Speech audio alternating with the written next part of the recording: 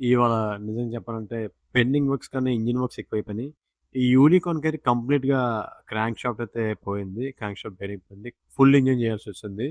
So, ఇంక next దీన్నెలా పక్కనుంచుదాం. ఇది మన రెగ్యులర్ కస్టమర్ యూనికార్న్ అన్నది.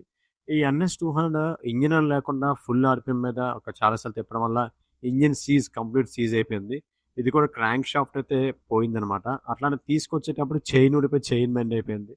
అండ్ ఈ ఏప్రిల్‌లో వచ్చేసి మనకి ఇన్‌స్టాగ్రామ్ కస్టమర్ నియర్‌లీ ఒక 20 కేఎం నుంచి తోసుకొచ్చాడనుకుంటా. 20-15 కేఎం నుంచి. ఇది కూడా ఇంజిన్ కంప్లీట్‌గా ఇంజిన్ స్టక్ అయిపోయింది. రన్నింగ్‌లో స్టక్ అయిపోయిందంట. 1 మంత్ నుంచి పక్కన ఉంచేసి అప్పుడు తీసుకొచ్చారు. అండ్ ఈ ఇగ్నిటర్ కూడా మా ఫ్రెండ్‌దే. ఇది కూడా కంప్లీట్‌గా ఇంజిన్ సీజ్ అయిపోయింది. అన్నీ కూడా ఫుల్ ఇంజిన్‌లే. ఆల్రెడీ ఇగ్నిటర్‌ది ఇంజిన్ వర్క్ అయితే స్టార్ట్ చేశాను ఆల్మోస్ట్. అండ్ ఈ స్ప్లెండర్ వచ్చేసి ఇది కూడా కంప్లీట్ ఇంజిన్ సీజ్ అనమాట. సో, ఆల్రెడీ స్ప్లెండర్ ఇంజిన్ అయితే నేను ఫిక్స్ చేసి పక్కన పెట్టేసాను. కొద్దిగా అమౌంట్ ఇవ్వకపోతే కస్టమర్ ఆపేసాను. బండికి ఫిక్స్ చేయలేదు.